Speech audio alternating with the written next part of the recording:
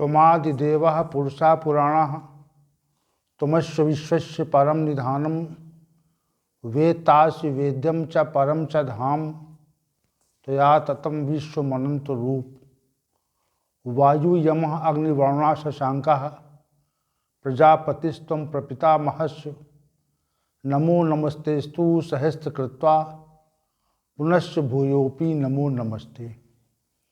वसुदेवसुतं देवं कंसचाणूरमर्दनं देवकी परमानंदम श्रीकृष्णं वंदे जगद्गुरुं श्रीकृष्णं वंदे जगद्गुरुं।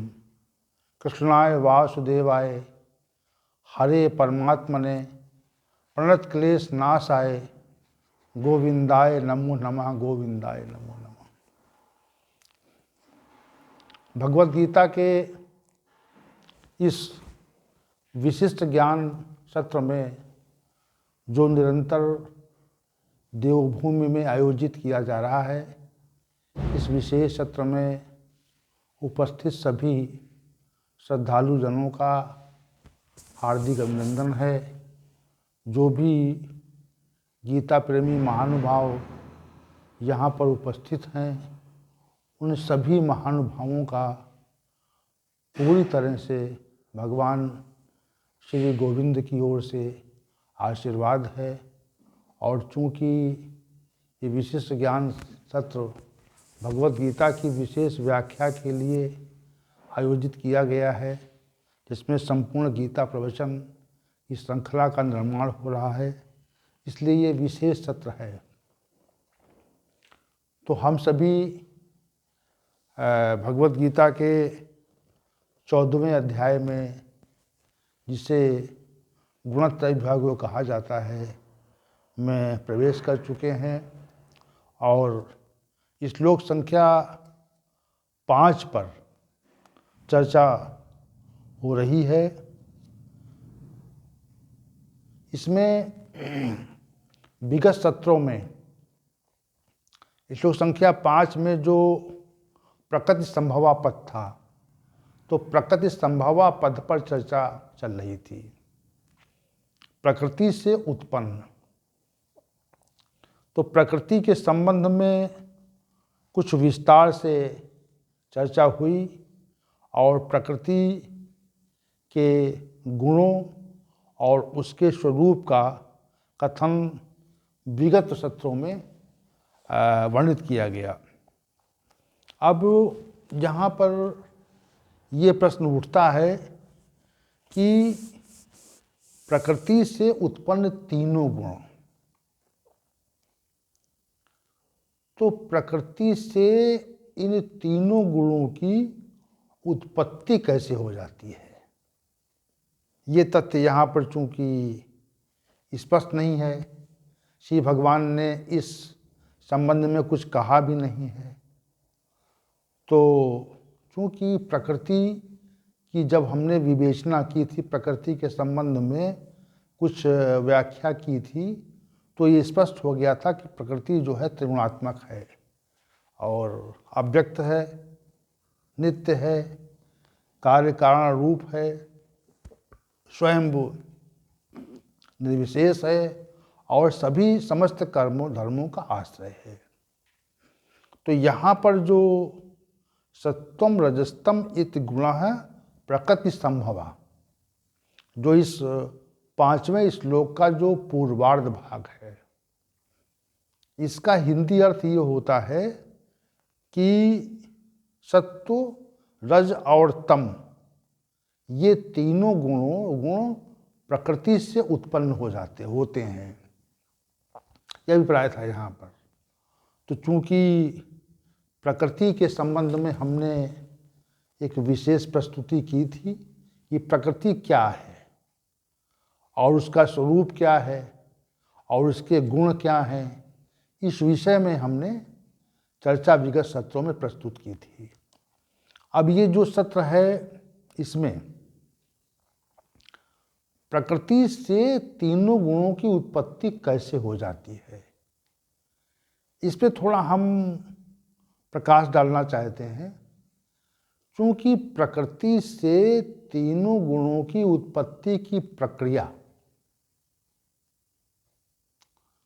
को हम सभी नहीं जान सकते।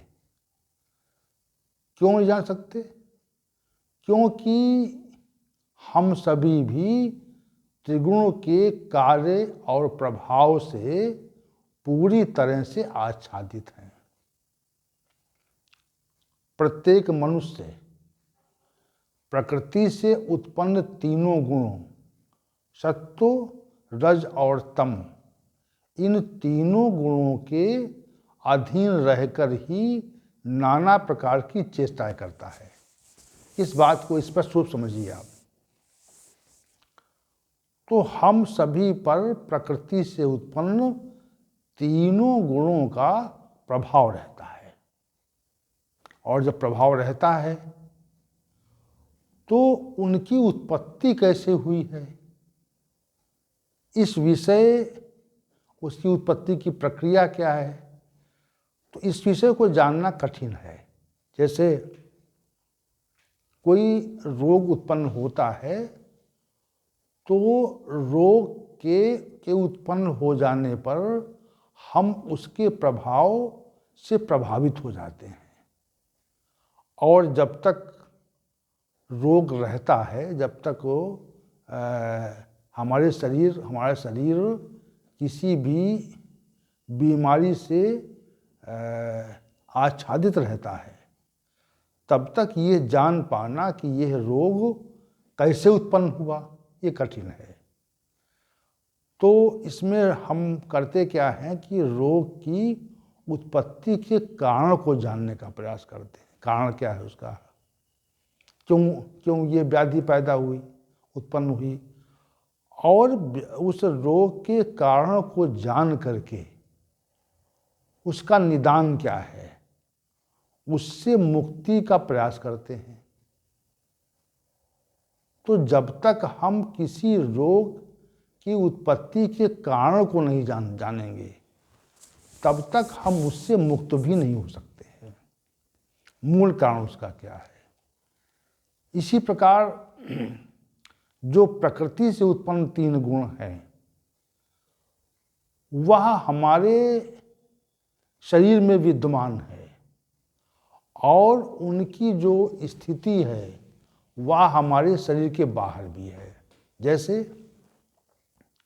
वायु शरीर के अंदर भी है और वायु शरीर के बाहर भी है, यानी वायु की दोनों स्थितियां हैं।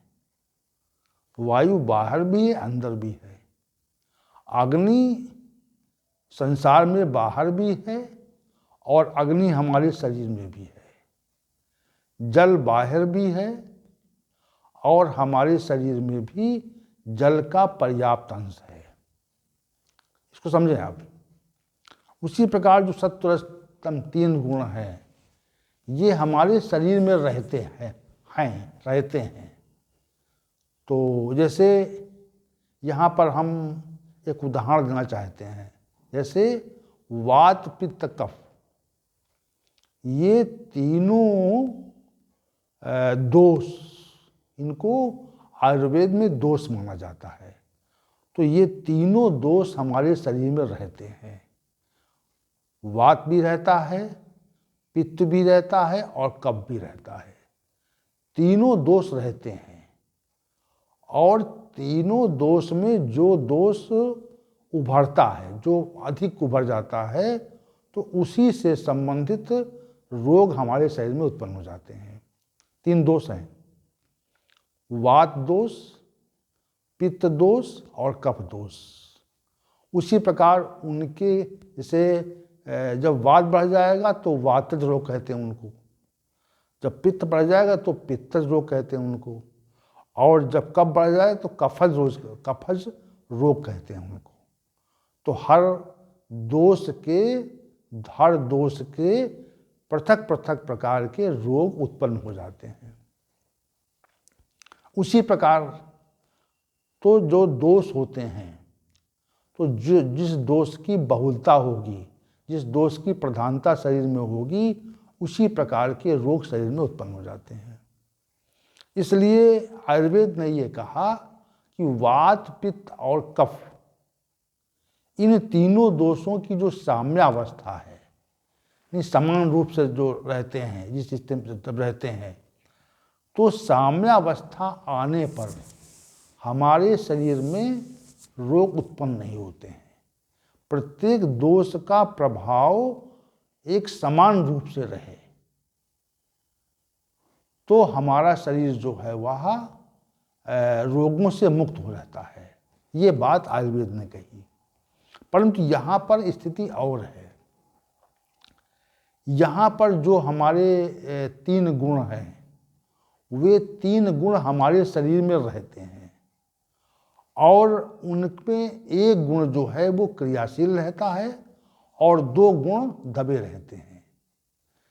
अगर सत्व क्रियाशील हो जाएगा तो रजतम दब जाएगा, रज क्रियाशील हो जाएगा सत्वम दब जाएगा, तम क्रियाशील होगा तो रज और सत्व दब जाएगा। यह एक सिद्धांत है। तो यहाँ पर जो प्रकृति संभवा पद है, तो ये जो गुण हैं, ये जो गुण हमने जिसका उल्लेख श्री भगवान ने किया है, ये प्रकृति से ही संभव होते हैं, प्रकृति से उत्पन्न हो जाते हैं। और प्रकृति से उत्पन्न जो 3 गुण हैं वही इस अविनाशी जीवात्मा को बंधन देते हैं। तो ये 5वें श्लोक का उत्तरार्ध भाग है। लेकिन अभी हमारी चर्चा जो है, चर्चा का हमारा जो विषय है वह 5वें श्लोक का पूर्वार्ध भाग ही है। पूर्वार्ध भाग में हम ये चर्चा कर रहे हैं कि प्रकृति से तीनों गुण उत्पन्न कैसे होते हैं। चूंकि हमने जब प्रकृति के गुणों का निरूपण किया, उनकी व्याख्या की थी, तब ये कहा था कि प्रकृति त्रिगुणात्मक है, ये बात कही थी। तो प्रकृति त्रिगुणात्मक है, इसलिए तीनों गुण जो हैं प्रकृति में रहते हैं। ये बात तो समझ में आने वाली है कि प्रकृति जब त्रिगुणात्मक है, और कल हमने एक उदाहरण दिया था, जैसे कोई फल मीठा भी हो, खट्टा भी हो और कड़वा भी हो, तो तीनों गुण जो हैं वह उस फल में रहते हैं। ऐसा कोई फल आप खोजें जिसमें तीनों गुण हों, उसमें मीठापन भी हो, उसमें खट्टापन भी हो और उसमें कड़वापन भी हो। तो तीनों जो गुण उस फल में रहते हैं, तो वो फल इन खट्टे, मीठे और कड़वे स्वाद से आच्छादित रहता है। तो हम कहेंगे ये जो फल है वो 3 गुणों वाला है। तो उससे, उस फल से अगर कोई रस निकाला जाएगा तो वो रस भी 3 प्रकार के गुणों वाला होगा। सहज भाव से इसको हम प्रकृति संभवा को समझाने के लिए, प्रकृति से गुण उत्पन्न कैसे होते हैं, इसको समझाने के लिए हम ये तथ्य कह रहे हैं कि किसी भी फल में यदि मीठापन भी है, कड़वापन भी है और खट्टापन भी है, तो तीनों गुण यदि हैं तो उससे उत्पन्न रस जो है वह तीनों गुणों से युक्त होगा। इतनी बात है।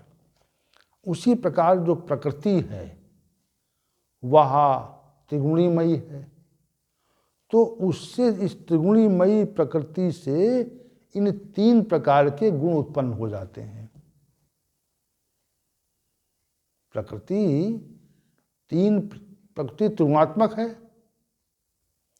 तो त्रिगुणात्मक प्रकृति ही 3 गुणों की उत्पत्ति का कारण है। ये तथ्य श्री भगवान यहाँ पर कहना चाह रहे हैं, प्रकृति से संभव होते हैं। अब चूंकि प्रकृति के बारे में तो कुछ चर्चा विगत सत्रों में हुई है, तो उससे उस चर्चा से ये समझ में आता है कि प्रकृति एक विशिष्ट सत्ता वाली सामर्थ्य वाली सत्ता है।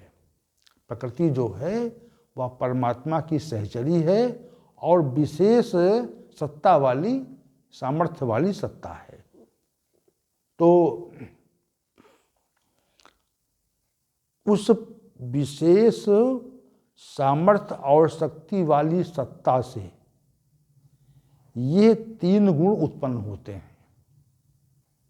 ये बात यहाँ पर श्री भगवान ने पूर्वार्ध श्लोक में कह दी कि ये जो विशेष सत्ता शक्ति वाली, विशेष शक्ति और सामर्थ्य वाली सत्ता प्रकृति है, इससे ही तीन गुण उत्पन्न होते हैं।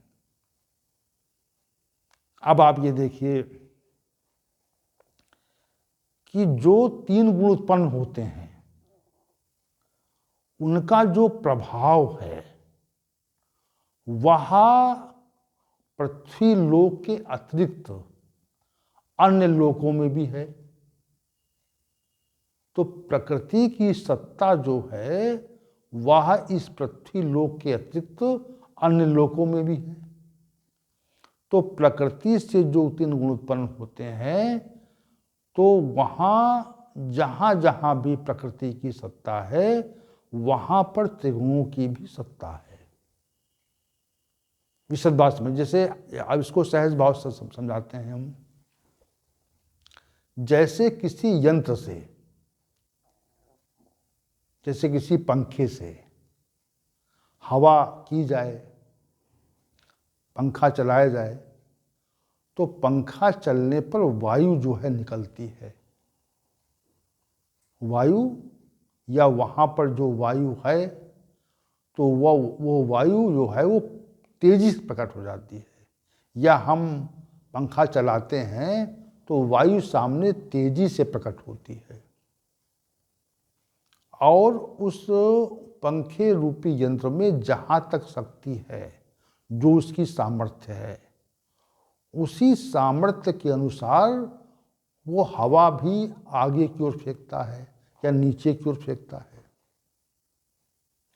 तो उस पंखे से हवा सामने की ओर फेंकी जाती है और नीचे की ओर भी फेंकी जाती है।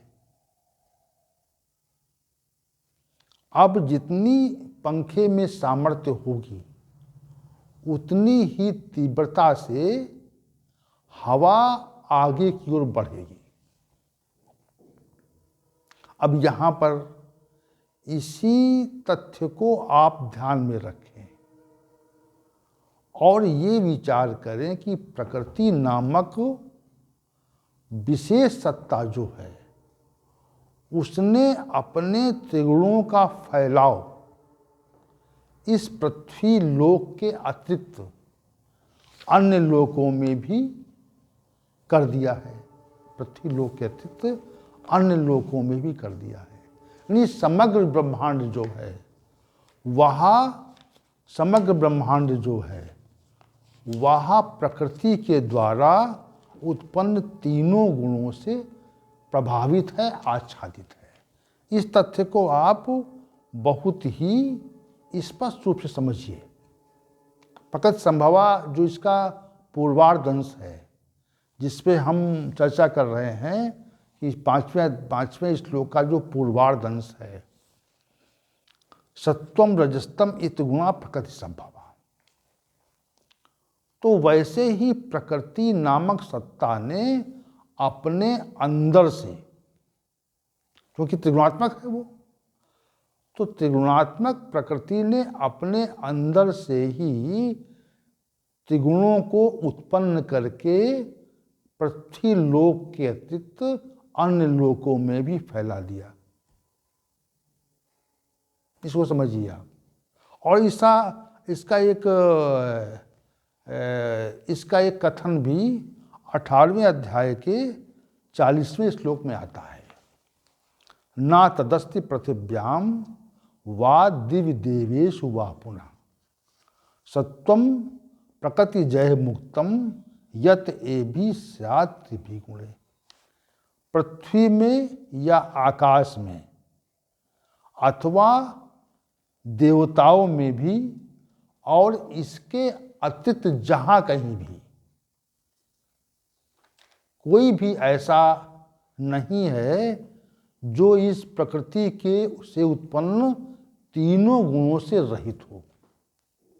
देखिए ये विशेष बात है यहाँ पे। तो उसकी जो सत्ता है, प्रकृति से उत्पन्न तीनों गुणों की जो सत्ता है, वह पृथ्वी लोक से के अतिरिक्त अन्य लोकों में भी सत्ता इसकी है। इतनी विशेष सत्ता इसकी है।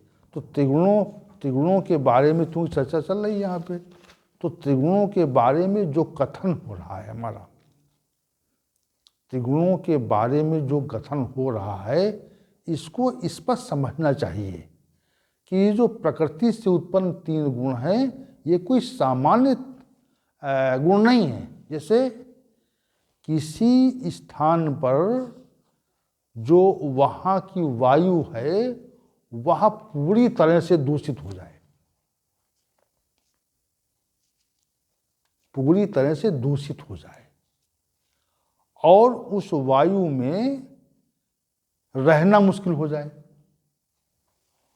तो ये जो दूषित करने वाला तत्व है, जो वायु को दूषित करने वाले तत्व हैं, उनका प्रभाव वहां पर देखा जाता है। उसी प्रकार जो ये सत्वस्तम तीन गुण हैं, इनका जो प्रभाव है वह समस्त लोकों में देखा जाता है, समस्त लोकों में देखा अनुभव किया जाता है। जिसे कहते हैं कि देवलोक में भी ईर्षा, द्वेष और पूज्यता का भाव, दूसरों के प्रति हिंसा का भाव, ये नरकादि लोकों में भी होता है जहाँ पर तमोगुण की प्रधानता होती है। सत्वगुण की प्रधानता देवलोक में है, तमोगुण की प्रधानता नारकी लोकों में है, और जहाँ पर क्रियाशीलता है वहाँ रजोगुण की प्रधानता है। तो कहने का अभिप्राय ये है कि ये समग्र ब्रह्मांड में प्रकृति ने तीन गुणों की उत्पत्ति करके उनको फैला दिया है। इसको जो यहाँ पे कथन हमारा कहना चाह रहे हैं, वह इतनी बात कहना चाह रहे हैं कि श्री भगवान ने जो कहा प्रकृति से उत्पन्न तीनों गुण, तो प्रकृति से जो तीनों गुण उत्पन्न हुए, तो उन तीनों गुणों ने अपनी विशेष सत्ता को समग्र ब्रह्मांड में फैला दिया, और वह इतनी विशिष्ट है कि उससे कोई भी लोक अछूता नहीं है। इस बात को आप स्पष्ट समझिए इस चीज को। जैसे वायु से इस संसार का कोई भी स्थान अछूता नहीं है, प्रत्येक स्थान पर वायु उपस्थित है, प्रत्येक स्थान पर वायु उपस्थित है। उसी प्रकार प्रकृति से उत्पन्न तीनों गुण जो हैं, वह इस पृथ्वी लोक के जितने भी लोक हैं, उन सब में उनकी उपस्थिति है, उसकी सत्ता है। ये तथ्य इसलिए कह रहे हैं क्योंकि प्रकृति से उत्पन्न तीनों गुणों की विशेष सत्ता को आप समझ सकें। जब तक त्रिगुणों की विशेष सत्ता को समझेंगे नहीं आप,